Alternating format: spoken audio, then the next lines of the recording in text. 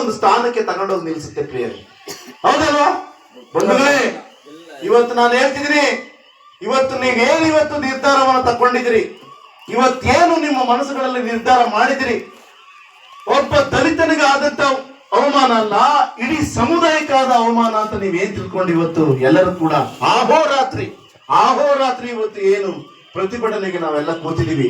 ಇವತ್ತು ಒಬ್ಬೊಬ್ಬ ಯೋಧ, ಇವತ್ತು ನಾವು ಯೋಚನೆ ಮಾಡಬಹುದು, ಇವತ್ತು ಮಿಲಿಟರಿ ಇರುವಂತ ಒಬ್ಬ ಯೋಧ ನಮ್ಮ ವಿರೋಧವಾದ ದೇಶಗಳ ಮೇಲೆ ಒಬ್ಬನೇ ಒಬ್ಬ 100 ಜನ ವಿರೋಧ ಯೋಧಿಗಳನ್ನ ಗುಂಡಿಟ್ಟು ಕೊಲ್ಲಬಹುದು. ಅದಾದ ಸಾಮರ್ಥ್ಯ. ಇವತ್ತು ಇಲ್ಲಿರುವಂತ ಸಂಘಟನೆಗಾರನ ಸಾಮರ್ಥ್ಯ ಇವತ್ತು ಅನ್ಯಾಯ ಆದವನಿಗೆ ಒಬ್ಬನೇ ಕೂತು ನ್ಯಾಯ ಕೊಡಿಸುವಂತ ಒಂದು ಗರ್ತನ್ನ, ಒಂದು ಗಾಂಭೀರ್ಯವನ್ನ ಇವತ್ತು ನಮ್ಗೆ ಯಾರು ಕೊಟ್ಟಿದ್ದಾರೆ?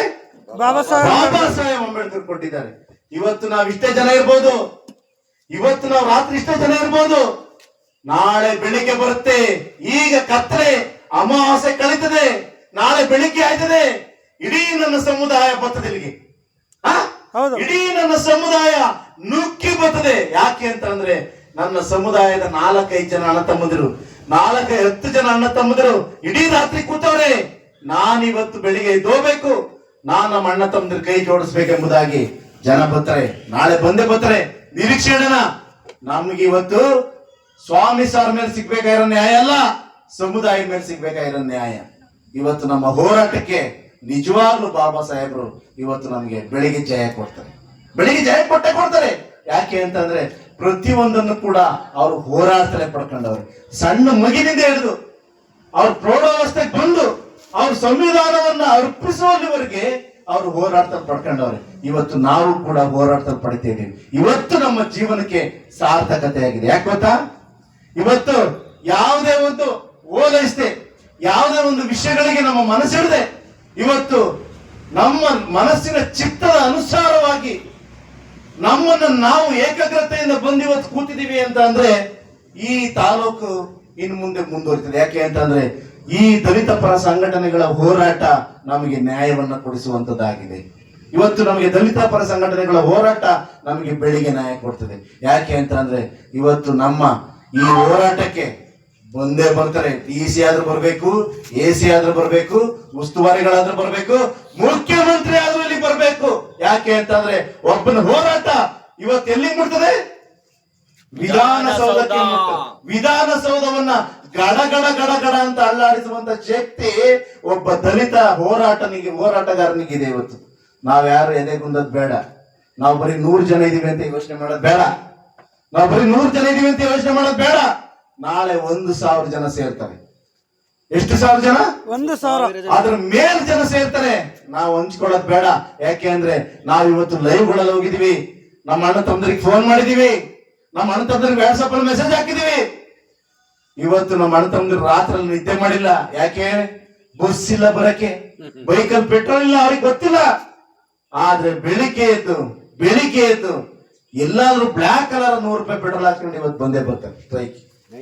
ನಮ್ಗೆ ಕೈ ಜೋಡಿಸ್ತಾರೆ, ಬಲಕ್ಕೆ ಬಲ ಜೋಡಿಸ್ತಾರೆ. ರೇ ಕೆಲಸ ಇವತ್ತಲ್ಲ ನಾಳೆ ಮಾಡ್ತಾರ್ರಿ ಇವರು. ಒಂದ್ ದಿವಸದ ಕೂಲಿಗೋಸ್ಕರ ಯೋಚನೆ ಮಾಡಂತ ನನ್ನ ಸಮುದಾಯದ ಜನರಲ್ಲ, ಹೋರಾಟಕ್ಕೋಸ್ಕರ ಬರುವಂತವ್ರು. ನೋಡ್ರಿ, ದುಡ್ಡಿಗೆ ಯೋಚನೆ ಮಾಡೋದಿಲ್ಲ. ಯಾಕೆ ಅಂತಂದ್ರೆ ಈ ದುಡ್ಡನ್ನ ಇವತ್ತು ಸಂಪಾದನೆ ಮಾಡ್ತಿದೀವಿ, ಒಳ್ಳೆ ಬಟ್ಟೆ ಹಾಕ್ತಿದೀವಿ, ಒಳ್ಳೆ ಮಾತಾಡ್ತಿದೀವಿ ಅಂತ ಅಂದ್ರೆ ಇವತ್ತು ಬಾಬಾ ಸಾಹೇಬ್ರು ಕೊಟ್ಟಿರುವಂತ ಭಿಕ್ಷೆ ನಮ್ಗೆ ಇವತ್ತು. ಒಂದ್ ದಿವಸಕ್ಕೆ 700 ರೂಪಾಯಿ ಸಂಪಾದನೆ ಮಾಡ್ಬೋದು. ಆ 700 ರೂಪಾಯಿನ ಈ ಹೋರಾಟಕ್ಕೆ ಬಳಸುವಂತ ನನ್ನ ಅಣ್ಣ ತಮ್ಮದಿರು ಬೆಳಿಗ್ಗೆ ಬರ್ತಾರೆ. ನಾವು ನಿರೀಕ್ಷೆ ಇಡೋಣ. ನಾವು ಹಂಚ್ಕೊಳ್ಳೋದು ಬೇಡ. ನಾವು 100 ಜನ ಇದೀವಿ ಅಂತ ಯೋಚನೆ ಮಾಡೋದು ಬೇಡ. ನಾಳೆ 10,000 ಜನ ಬರ್ತಾರೆ ಈ ಹೋರಾಟಕ್ಕೆ. ಯಾಕೆ ಅಂತಂದ್ರೆ ಇದೇ ಪ್ರಥಮ ಬಾರಿಗೆ ಅರ್ಕಲ್ಗೋಡು ತಾಲೂಕಲ್ಲಿ ಈ ರೀತಿಯಾದಂತ ಹೋರಾಟ, ನ್ಯಾಯವಾದ ಹೋರಾಟ ನಡೀತಿದೆ. ಯಾರು ಹಂಚ್ಕೋಬೇಡಿ, ಯಾರು ಮನಸ್ಸಲ್ಲಿ ಯಾರು ಕೂಡ ಕುಂದುಗಳನ್ನ ಇಟ್ಕೋಬೇಡಿ. ಯಾಕೆ ಅಂತ ಅಂದ್ರೆ ನನ್ನ ಜನ ದೇವರು ಅಂಬೇಡ್ಕರ್ ಹೇಳ್ತಾರೆ, ನನ್ನ ಜನ ಏನಂತ? ನನ್ನ ಜನ ಒಳ್ಳೆ ಜನ, ನನ್ನ ಜನನ ಒಳ್ಳೆ ಜನ ಅಂತ ಹೇಳ್ತಾರೆ ಬಾಬಾ ಸಾಹೇಬ್ ಅಂಬೇಡ್ಕರ್. ಯಾಕೆ ಅಂತಂದ್ರೆ ನಾವು ಒಳ್ಳೆ ಜನರಾಗಿದ್ದೀವಿ. ಯಾಕೆ ಅಂತಂದ್ರೆ ಸಂವಿಧಾನನ ಬಾಬಾ ಸಾಹೇಬ್ ಅಂಬೇಡ್ಕರ್ ನಮಗೋಸ್ಕರ ಕೊಟ್ಟಿದ್ದಾರೆ. ನಮ್ಮ ಹೋರಾಟ ಯಾವುದೇ ಕಾರಣಕ್ಕೂ ನಿಲ್ಲಲ್ಲ.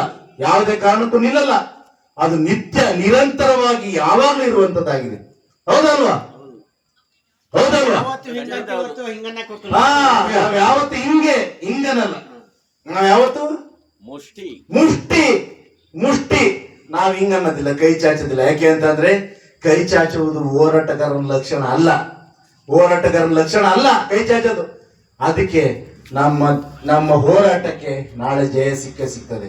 ನಾವ್ಯಾರು ಹಂಚ್ಕೊಳ್ಳೋದು ಬೇಡ, ಕೊರತೆ ಪಡೋದು ಬೇಡ. ಅಮೆರಿಕ ಓಪನ್ ಸೊಸೈಟಿ ನಮ್ಮ ಡಾಕ್ಟರ್ ಬಿ ಅಂಬೇಡ್ಕರ್ ಏನ್ ಬೇಕಾದ್ರೂ ಮಾಡ್ಬೋದಿತ್ತು. ಶೀಲ ಕಾಪಾಡ್ಕೊಂಡ್ರು, ಮಾನ ಕಾಪಾಡ್ಕೊಂಡ್ರು, ಕಷ್ಟ ಬಿದ್ದು ಹೋದ್ರು ಬಂದ್ರು ಎಲ್ಲ ಮಾಡಿದ್ರು.